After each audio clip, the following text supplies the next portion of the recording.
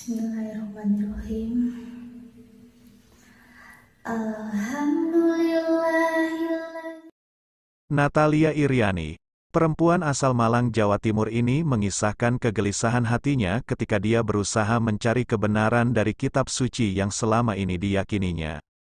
Dulu saya masuk Islam bukan karena Al-Quran, tetapi karena Alkitab. Saya nggak pernah baca buku tentang Islam juga, enggak pernah nonton acara-acara Islam atau ceramah-ceramah ustadz, apalagi tentang perbandingan agama, itu enggak pernah belajar, ujar dia. Natalia bahkan mengaku bahwa awalnya dia tidak suka pada Islam. Mendengar azan saja membuat hatinya terasa kurang nyaman. Dia akan langsung mematikan televisi ketika secara tidak sengaja menjumpai tayangan azan atau ceramah keagamaan Islam. Dahulu, Natalia berusaha sebisa mungkin untuk menghindari hal-hal yang berhubungan dengan Islam. Orang tuanya juga kala itu cenderung mengamini stigma bahwa Islam bukanlah agama yang benar. Bahkan, keluarga juga wanti-wanti saya untuk jangan jadi seperti kakak saya yang dekat dengan orang Islam, menikah, dan menjadi mualaf, ujar dia.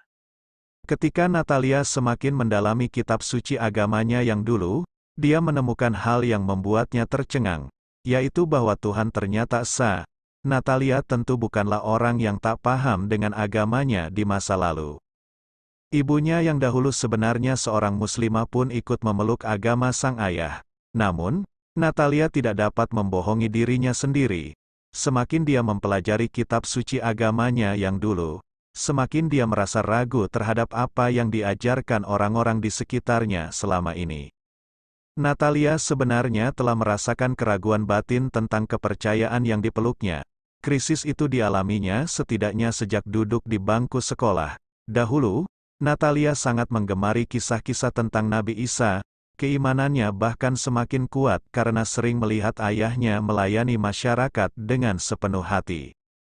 Akan tetapi, semakin dia mendalami cerita tentang Nabi berjuluk Al-Masih itu, semakin dia merasa ragu dengan agamanya kala itu. Ketika itu, Natalia memiliki beberapa teman Muslim. Dia telah mengetahui bahwa Tuhan dalam kitab sucinya dan Tuhan dalam Islam memiliki nama yang sama, yaitu Allah. Hanya saja, pelafalannya mungkin berbeda. Natalia tidak berhenti mencari jawaban atas keraguannya. Dia kemudian melakukan penelitian dengan menguji apakah ajaran pendeta telah sesuai dengan isi kitab suci. Namun, dari semua pendeta yang ditemuinya, tidak ada yang membenarkan pernyataan dalam kitab suci bahwa Isa adalah utusan Tuhan.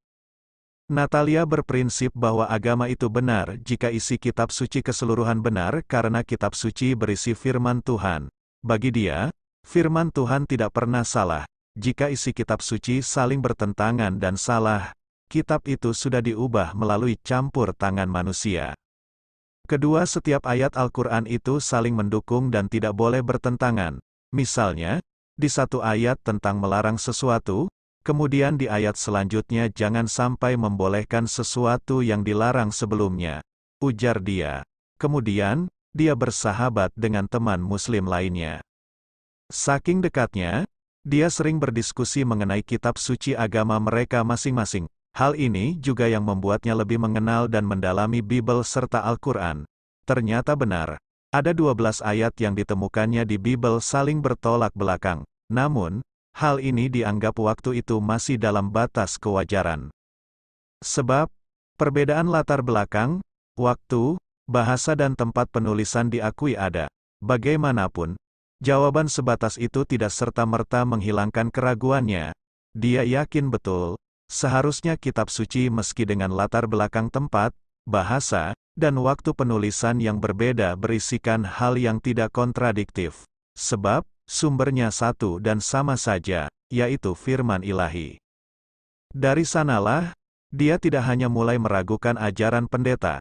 Kini, dia mulai merenungkan kembali ihwal kebenaran pada isi kitab sucinya. Untuk itu, Natalia pada saat itu terus mencoba untuk meneliti isi kitab suci. Sampai-sampai saya menangis dan berdoa untuk menemukan kebenaran dan meyakini Tuhan itu satu, yakni Tuhan semesta alam yang harus disembah. Namun saat itu saya bingung Tuhan mana yang harus saya sembah. apakah Tuhan yang saya sembah itu sudah benar atau menyembah Tuhan yang salah? Tutur dia. Saat itu dia berdoa meminta ampun kepada Tuhan karena keraguannya, karena dia tidak tahu dan salah telah menghambakan diri. Karena dia meyakini bahwa dia menghambakan diri kepada Tuhan semesta alam dan meminta untuk ditunjukkan kebenarannya. Setelah berdoa, anehnya ayahnya kemudian menunjukkan ayat kitab suci yang menunjukkan Isa adalah Tuhan. Di situ keraguan dia sempat agak berkurang. Beberapa hari kemudian, Natalia mendiskusikan temuannya itu bersama dengan kawannya yang Muslim. Dia lantas mendapatkan pertanyaan kembali. Apakah kitab aslinya menyebutkan hal yang sama? Setelah dia mencari di kitab suci yang sama, tetapi dengan bahasa aslinya, ternyata Nabi Isa ditegaskan tidaklah mengaku sebagai Tuhan. Sosok Al-Masih menegaskan dirinya sebagai guru dan bapak junjungan, yang dalam bahasa Ibrani diistilahkan sebagai kurios. Akhirnya, hatinya mulai mantap.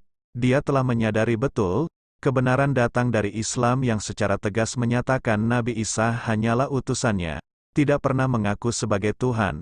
Dengan penuh kesadaran, Natalia menerima ini sebagai fakta, dan langkah awal baginya untuk menemukan pijakan yang lebih teguh. Kepada kawannya, perempuan itu menyampaikan niat ingin menjadi seorang Muslim. Betapa gembira temannya itu saat mendengarkan curahan hati Natalia. Termasuk ketika dikatakannya, bahwa tidak ada satupun ayat dalam kitab sucinya dahulu yang menyebutkan Nabi Isa sebagai Tuhan.